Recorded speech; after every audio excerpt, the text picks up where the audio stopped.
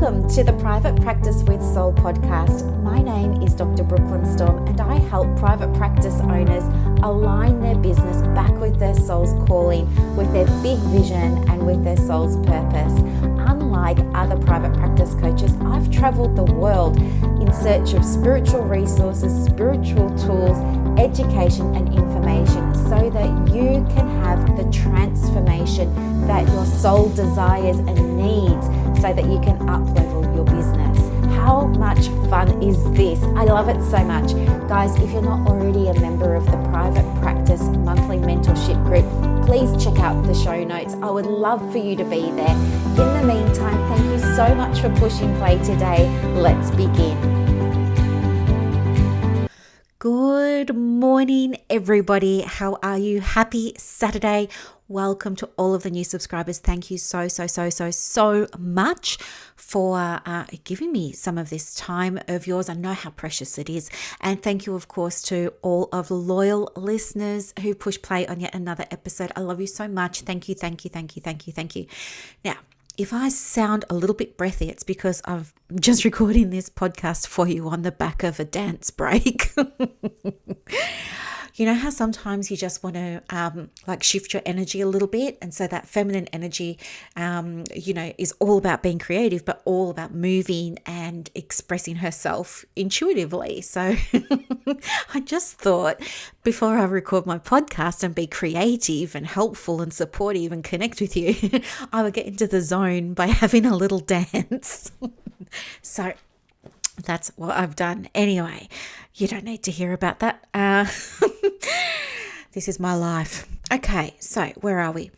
Today, what we're going to do is have a conversation around taking the leap and waiting for the net to appear. Now, this saying, take the leap and the net will appear, is something that one of my former coaches used to share with me. And he would always say, you know what, Brooklyn, you've just got to take the leap and trust that you're going to be safe and trust that everything's going to work out just fine. And you know what? I never believed him. And, I really wanted to be coached by him, but there were some things I just couldn't get on board with because I wasn't confident within myself of taking those leaps sometimes. Back then, what was different for me though was I wasn't really embodying and embracing and fully leaning into my beliefs. And my beliefs are things like I'm always exactly right where I need to be, or I'm always supported. The universe has my back, things like that. I was still very much in, that state where I was trying to control everything. I was very much in that wounded masculine. I would talk myself into things, talk myself out of things, and nothing would get done. I was just like stuck the whole time. So when people say to you, take the leap and then it will appear, I believe it's true, but I also believe that it's a lot easier said than done. Moving from face-to-face sessions with my private practice to online was one of these examples of me taking a leap and just trusting that the net was going to appear. And let me tell you how it happened. Before COVID, so I was doing a lot of traveling, right? Apart from working because I love helping people, in my personal life, one of the benefits or rewards of working was I got to fulfill dreams I have, like I'm a bit of a bohemian gypsy. I love traveling, and I was going on, 4, sometimes 5 overseas trips a year because I love learning about spirituality from other cultures and learning about their beliefs and what they do and, all of this sort of stuff. So I was constantly working, not to save money and buy things. I wanted to invest in experiences and learning through that hands-on. I wanted to go to the Amazon. I wanted to, I did go to Hawaii and study with people over there and different cultures there. And I went to Scotland and learned about things. I went to Spain and learned about things. It was just, so this was my life, and I was loving it. And the more I traveled, the more I started to realize, hey, I wonder if I could create a business that really would allow me to do this. But what I had in my head was was seeing it on Instagram all the time. These gorgeous women with bikini bodies in their white bikini on their tan skin, sitting, on the Greek island somewhere with a, Greek seaside scape in the background with all the white houses with the blue roofs and the big sunglasses and everything, and having this gorgeous lifestyle. And I just never could relate to that. I just always thought that's never going to happen for me. But then what happened was, it was the year before last, I was traveling. It was one of my last holidays before COVID, actually. And at this stage, I was in Hawaii, and I had coaching clients. And although I was going away, I said to my clients, look, I'm happy to see you. We can work it out with time difference or not, up to you. I'm not fussed either way, because I knew I wasn't going to be seeing my counseling clients. So it didn't bother me. I was happy to do it. And they all still wanted to keep their sessions. And what I was able to do was set everything up so that they could just book them in around the time zones, and it was all fine. And guess what? I got to experience this realization that, oh my gosh, this is possible. I was sitting in Waikiki, and I was there with my coffee and, my cantaloupe and my fruit salad and a mimosa and everything. And I was there in my summer dress, and I was there in a balcony, and I was looking at Waikiki Beach, and it was just palm trees everywhere. The sun was gorgeous. And there I was on my laptop talking to women in private practice, helping them with their stuff. And I had this moment where I was just like, oh my gosh, it's happening. I'm really doing it. And you know what? I saw, I think, maybe 4 clients on that whole holiday. Not much, but it was enough to show me it's possible.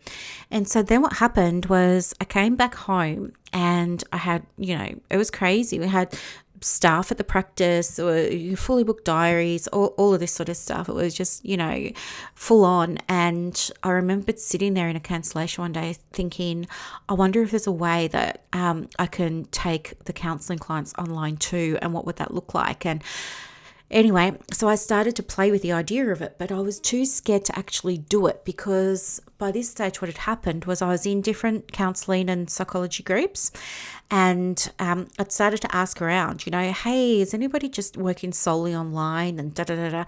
And then I saw people saying they tried it and they closed their practice, it didn't work for them, and then COVID started. And people were saying, I tried to get my clients online and none of them would. They've all put their sessions on hold. I don't know what to do. I'm not making any money now. How am I going to pay the rent? And so then I started to see all of these horror stories about how other women in private practice were struggling to make that transition. And so I just assumed that their reality was mine, and therefore I shouldn't even try it. So I hung in there for as long as I could, doing face-to-face, just out of taking on everybody else's experiences as if they were going to be true for me. Anyway, what ended up happening was the COVID stuff. So I'm in Victoria, and so the COVID stuff started to get worse with us, and with lockdowns and harder restrictions. And at one point we weren't allowed to see our clients face to face, and it happened all really quickly. From memory, it happened like on a Saturday or something. And I remembered saying to my bookkeeper, who doubles as my amazing virtual admin assistant, I love her. Jess is absolutely the best. I remember giving her a call and saying, I'm just going to do it. We're just going to transfer everybody online, and here's how we're going to do it. So I just had this idea of how I wanted to do it. And the way that I came up with my process was, honestly, this is what I mean by you've got to walk your truth, right? What I did was I sat down and, I pulled out a notepad, just a scrappy old notepad, because I was at the office. I didn't have my beautiful journal and a biro. And I just started writing down, if I was running my solo line practice in a way that, resonated with my clients and supported them through this process of going from face-to-face to online, what would that look like, and what would it entail? What would I be doing, saying, thinking, feeling, all of those sorts of things, and thinking about what my clients would be thinking, saying, doing, feeling. From there, I was able to map out this really beautiful process. shared it with Jess, and would you believe, no word of a lie, would you believe we had one of the most successful transitions in the country? It was 94.2 or 94.1% transition from face-to-face to online. And I'm not talking about all high-functioning clients that are corporate execs. And no, I'm talking about, I was working in a low socioeconomic area. So for those of you who are in Victoria, I was in Frankston, then I was in Hastings, probably two of the harshest areas you can get. But I had this, and I had NDIS clients as well as private clients, all of this sort of stuff. But there are only a handful that weren't able to continue. And that wasn't because I didn't want to, it was for other reasons. But anyway, so we had one of the highest success rates with this transition in the country. And I believe it was all because of two reasons. Number one, I decided to stop dreaming about it and actually take action. And the other thing that I did was I worked from a place of what was aligning with my values, with my soul, with my clients, with my vision for the practice and my vision beyond the vision for the practice. So that's how I did it. And what I learned from that whole experience was that, everybody's pathway or everybody's journey to making decisions is very, very different. What I know now when it comes to me making big decisions for myself is it helps me a lot to not overthink it, but just to take action, to just say to myself, right, this is happening, we're doing it, and just start operating from that place of, beginning with the end in mind. Like, this is already done. How did I do it? What did I do? I've already transitioned my clients. And it's not just this that we see this type of process with. So maybe you're not where I was. Maybe this example doesn't resonate with you, but the process will. So maybe for you, you might be faced with a different decision. Maybe your decision is about, do I need to do more study or not? We saw that in one of the groups today. People talking about study, but not for the sake of, I really want to do it because I'm passionate about it, but doing it from the place of, well, I feel like I should do it, so I'm taken more seriously by colleagues. I would just say, take action one way or another, either do it or don't. But if you're thinking about, why you're doing it, make sure that you're taking action from a place that aligns with what's true for you. And it's probably not true for you. Like, if you're always going to be comparing yourself to others, here's the thing, you're never going to be at the top of the pile because there's always going to be people who are further along the journey than you. So why bother? You are the expert in you. You are the expert in your life. Your practice is unique. It's as unique as your fingerprint. You have nothing to prove to anybody. Counseling is about, first and foremost, your ability to hold space and have that deeper relationship with the client. Yeah. It's not about what other people think of you, because guess what? You're going to be fighting a losing battle if you think that. It's what you think of you that matters. And if you're confident and you know that you can support people to affect their own change, what's the problem? Like, stop, walk away from the course guide. You don't need to do more courses to increase your worth. It doesn't work like that. If you don't see yourself as worthy, other people won't see you as worthy. Your peers won't, your clients won't, and that's going to be reflected in your practice. So it's not about doing more courses. It's about you finding that worth within yourself. If you're in a position where you're thinking, do I, somebody else was saying they needed a supervisor, but they want a cheap one. Okay, I guess I don't want to be anybody's. I don't want to work with somebody because I was the cheapest. I want to work with people because our values align and because we're on the same page and because we can relate to each other and because I can help and because they're motivated and because they want guidance and because they're invested in it. You know what I mean? So again, think about what you're putting out into the world, because like is going to attract like.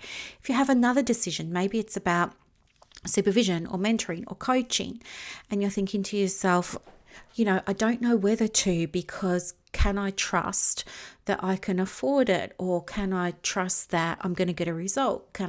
What if I fail? What if I succeed? What if? And if you don't have somebody that stands by you, if you don't have somebody that is going to see through this for you, you're not going to change. And guess what? 6 months will go past, 12 months will go past, 18 months will go past, and you'll still be where you are. But your peers will have moved forward. They'll be further along than you. And then how are you going to feel, right? You won't feel confident within yourself. So this is about you learning how to trust in your ability to make decisions for yourself, for your business, knowing this isn't about your worth. You're born worthy. So worth doesn't even come into it. Yeah. If there's other things going on there that are preventing you from moving forward, let's say you have a conversation with a supervisor or a mentor or something like that, you really want to work with them, and the issue of the money comes up, and you think to yourself, oh yikes, I can't do this for whatever reason. What's going to happen is you're going to block yourself from progressing. You're going to block yourself from moving forward. Yeah. And in a little while, if that person doesn't stand for you, if they accept it, and if they say to you, okay, then that's fine, see you later, yeah, come back in 12 months when you're ready, you're going to leave that conversation feeling unsupported, unseen, unheard. I believe the reason that you connected with that supervisor or mentor in the first place was because you felt they could help. And it's not helpful for them to leave you high and dry when you say to them what your issue is. So for that reason, the way I work with people is, if somebody has I'm just giving you an example, but if somebody wants to work with me and then an issue comes up, I'm not going to let that go, because I feel like they've come to me for help, and I feel like I want to honor that, and I want to not just say I'm here for you, which of course I always am, but I want to be able to demonstrate that in a way that feels loving, in a way that holds space, in a way that feels supportive, so that people can feel supported. So if you ever say to me, hey, I would love to do mentoring or supervision or coaching, but, and this comes up at the end of our conversation, I'm going to help you work through that, because I want you to have that breakthrough. I want you to have that moment so that you can get unstuck.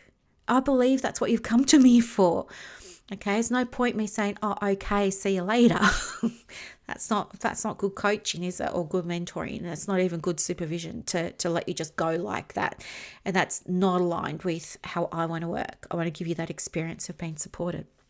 So my advice is, instead of getting in your head about things, instead of saying, like with me, with going online, with my practice, I was definitely in that space where I was in my head about it.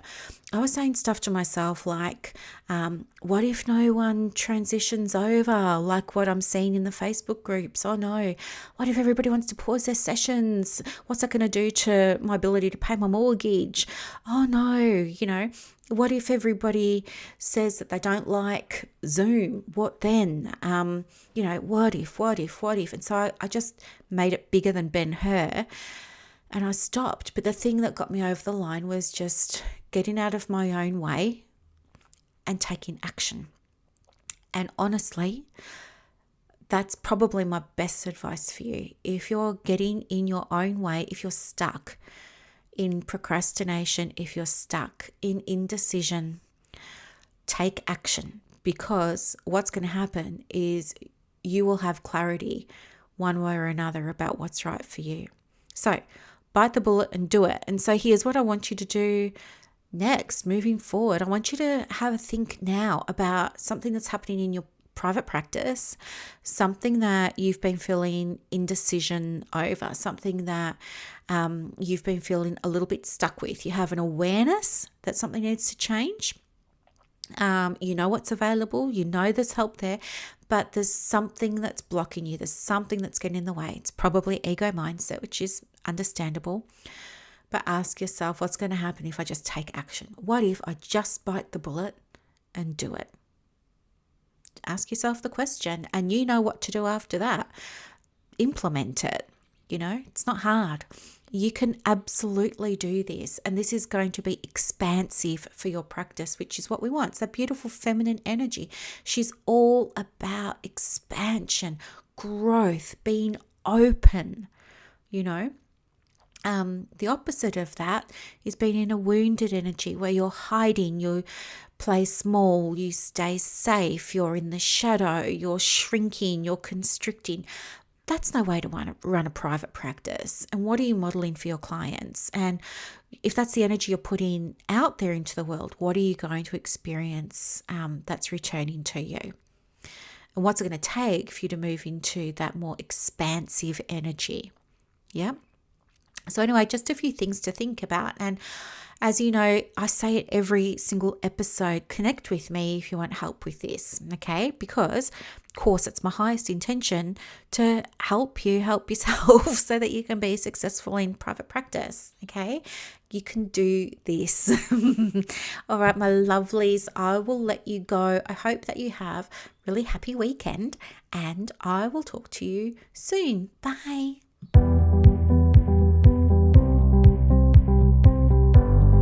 Thank you so much for listening to this episode of the Private Practice with Soul podcast today.